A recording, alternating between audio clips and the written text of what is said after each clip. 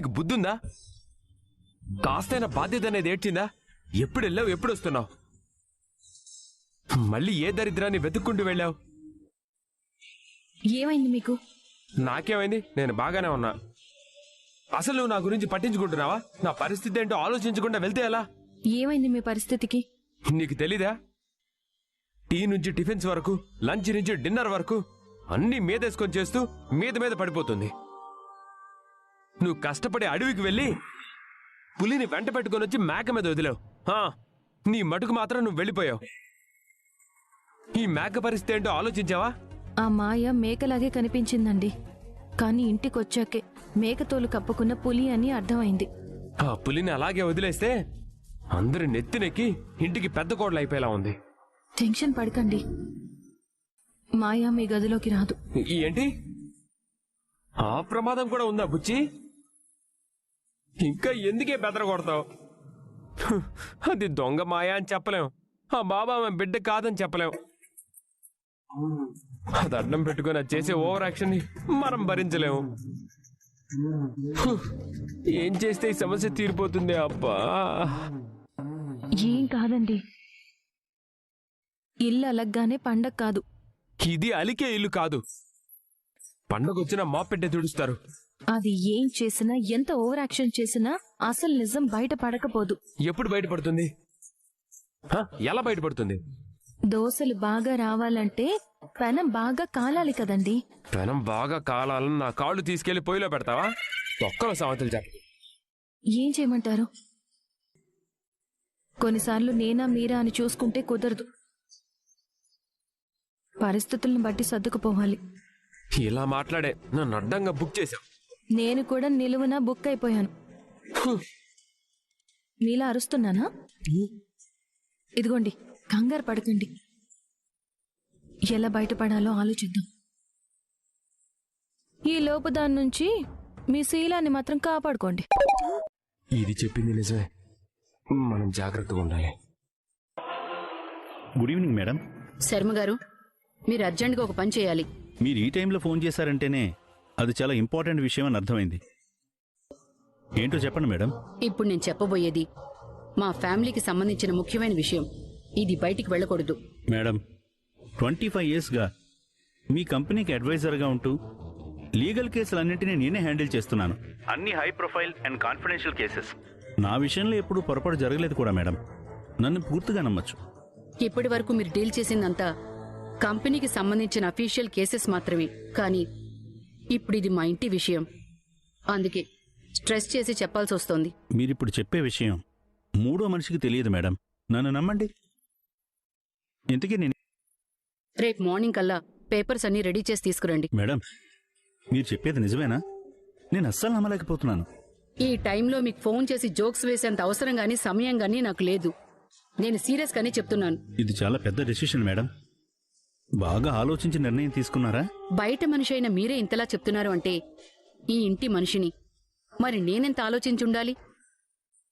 నాకు సలహాలు ఇవ్వడం మానేసి నేను చెప్పింది చెప్పినట్టుగా డాక్యుమెంట్స్ రెడీ చేసి తీసుకురండి.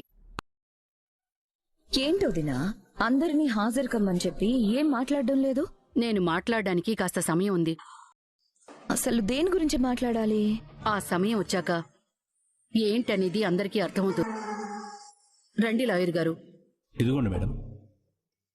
మీరు బయలుదేరండి. మీ అవసరం వచ్చినప్పుడు కబుర్ చేస్తాను. Okay madam. ఏంటవి? ఈ ఇంటి భవిష్యత్తు నిర్ణయించే పత్రాలు. ఎవరి భవిష్యత్తు? నేనొక నిర్ణయం తీసుకున్నాను. ఈ ఇంట్లో జరిగే గందరగోళం సద్దుమణగడానికి, మన పెద్దరికాన్ని నిలబెట్టుకుని న్యాయం జరిపించడానికి. అసలు ఆ కాగితాలేంటోదినా? విడాకుల పత్రాలు. విడాకులా? ఆ మాట ఎవరి నోటా వినపడకూడదని మీ మావయ్య గారు చెప్పారు కదా. కానీ తప్పడం లేదత్తయ్యా. ఎవరికి తప్పడం లేదు? తప్పటడుగు వేసిన వాళ్ళకి. ఎవరి గురించి మమ్మీ నువ్వు మాట్లాడేది? నీకు అర్థమైంది, నీ గురించే. నువ్వు కావ్య విడాకులు తీసుకోవాలి. ఏంటి మమ్మీ? నువ్వు విన్నది నిజమే. నేనన్నది నా నిర్ణయమే. ఈ నిర్ణయం నువ్వెందుకు తీసుకున్నావు? మాయకి పుట్టిన బిడ్డ ఇంటి వారసుడు కాబట్టి. వాడికి దుగ్గిరాల వారింటి వారసత్వం కల్పించాలంటే రాజ్ మాయని పెళ్లి చేసుకోవాలి. అలా పెళ్లి చేసుకోవాలంటే కావ్యతో ముందుగా విడాకులు తీసుకోవాలి. ఒకరికి న్యాయం చేయడానికి ఇంకొకరికి అన్యాయం చేసి తీరాలా?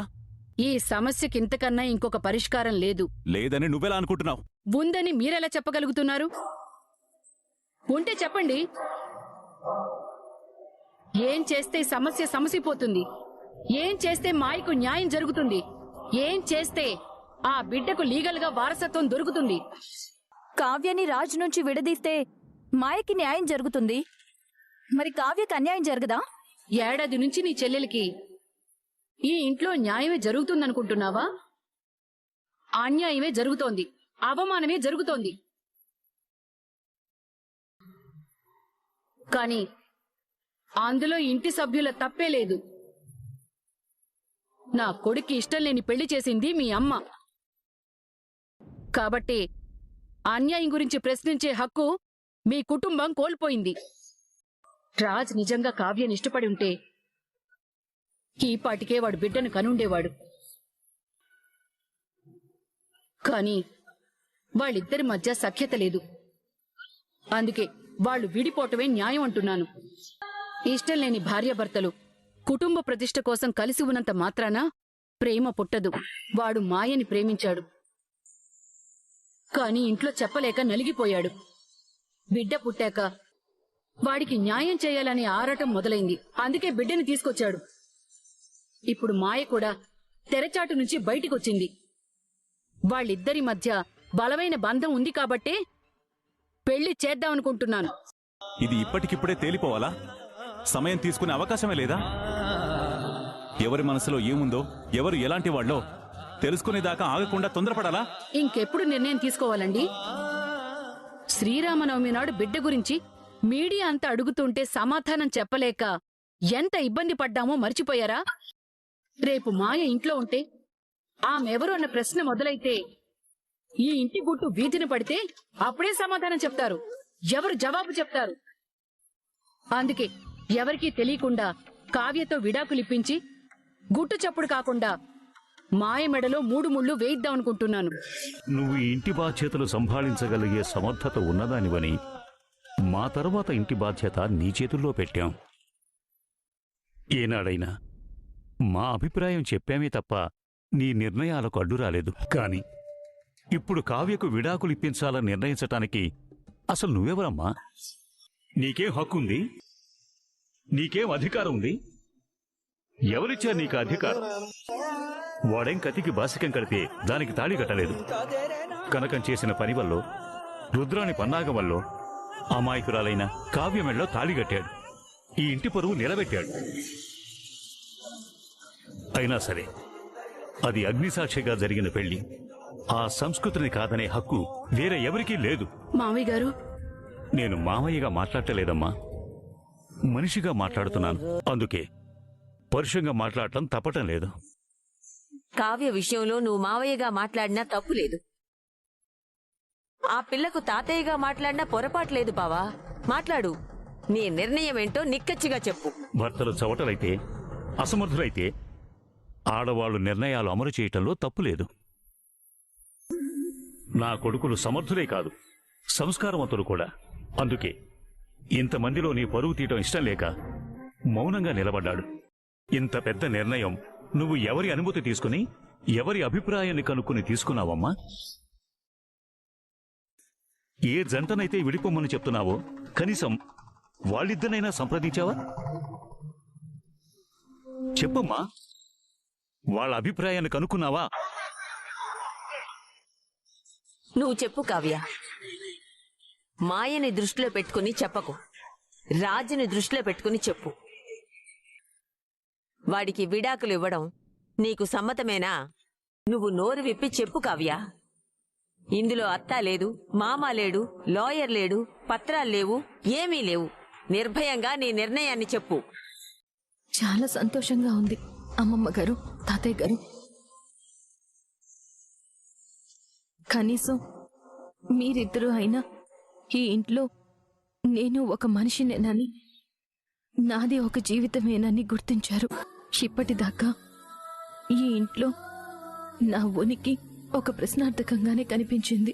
నా వ్యక్తిత్వం, నా ఆత్మగౌరవం, నా అస్తిత్వాన్ని ప్రశ్నిస్తూనే ఉన్నాయి.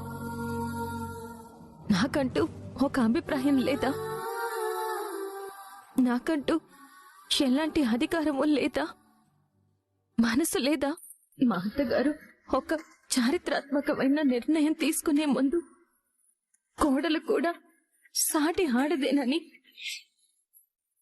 దానికి సొంత అభిప్రాయాలుంటాయని గుర్తించడమే మర్చిపోయారు. మూసి ఉన్న మా గది తలుపుల వెనక ఆ పడక పంచుకోవడం లేదని ఆవిడ ఎలా గుర్తించారో తెలీదు. దీన్ని 10 మంది ముందు బహిర్గతం చేశారు. అది మా వ్యక్తిగత విషయం, మా అంతరంగిక సమస్య. దాన్ని ఆవిడ ఊహించి నా మీద జాలిపడి నాకు న్యాయం జరిపించాలని ఊబలాటపడి చివరికి మా ఇద్దరిని విడదీయడమే న్యాయం, ధర్మం అని నిర్ణయించేశారు. ఇక్కడ అందరూ తెలుసుకోవలసిన విషయం ఒకటి ఉంది. అది నేను ఆవిడ్ని అడగాలనుకుంటున్నాను. మొహమాటమే లేదమ్మా, అడుగు. చెప్పండి అత్తయ్య. నేను మా ఆయన సవ్యంగా కాపురం చేసుకోవడం లేదు అని, మా ఇద్దరి మధ్య సఖ్యత లేదని, అందుకే మాకు విడాకులు ఇప్పించాలని అనుకుంటున్నారు. మా పెళ్ళై 7 ఏడాది అయ్యింది. ఆ బిడ్డ పుట్టి 9 నెలలు అయింది. అంటే అంతకు ముందు 9 నెలలు ఆ బిడ్డని కడుపులో మోసింది. అప్పుడు వాళ్ల పరిచయమై 2 ఏళ్లయ్యింది.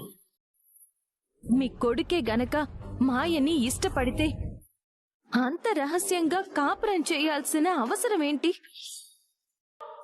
ఆమెని, ఆమె బిడ్డని ఇంతకాలం అజ్ఞాతంలో ఉంచాల్సిన అవసరమేంటి? మాయే ఉంటే మా అక్కని చేసుకుంటానని ఎందుకంటారు? ఆ తర్వాత నా మెళ్ళో ఎందుకు తాళి కట్టారు? సరే, ఇవన్నీ ఎవరికీ తెలియకుండా జరిగిపోయాయి కాబట్టి కుటుంబ ప్రతిష్ఠ కోసం దాచుంచొచ్చు. మరి అందులో నా తప్పుందా? ఆయన చేసిన తప్పుకి నేనెందుకు విడాకులు తీసుకుని వెళ్ళిపోవాలి? అంటే మీ కొడుకు తప్పు చేసి దారిని పోయేదానికి బిడ్డని కన్నా అది కోడలు తప్పేనా? మీ కొడుకు చేసిన నేరానికి కోడలికి శిక్ష ఇస్తారా? ఈ న్యాయస్థానం ఇవ్వని తీర్పు మీరెలా ఇస్తారండి? పోనీ తప్పు చేశారు, ఆయన్నేమైనా అడిగారా? నీకు నీ పెళ్లాంతో సుఖం లేదు కాబట్టి విడిపోయి ఆ బిడ్డ తల్లిని చేసుకో అని చెప్పారా? థ్యాంక్స్. దేనికి? అదే విడాకులు ఇవ్వనన్నావు కదా. అయితే నేనెక్కడ వెళ్ళిపోతాను అని భయపడ్డారా? నేనంటే విడాకులు ఇవ్వడం ఇష్టం లేదు కాబట్టి ఇవ్వనని చెప్పాను. మరి మీరెందుకు అలా మౌనంగా వెళ్ళిపోయారు? ఈ విషయం అక్కడే చెప్పాను కదా. అదంతా కారణం మాత్రమే. మీరు నిజం చెప్పండి.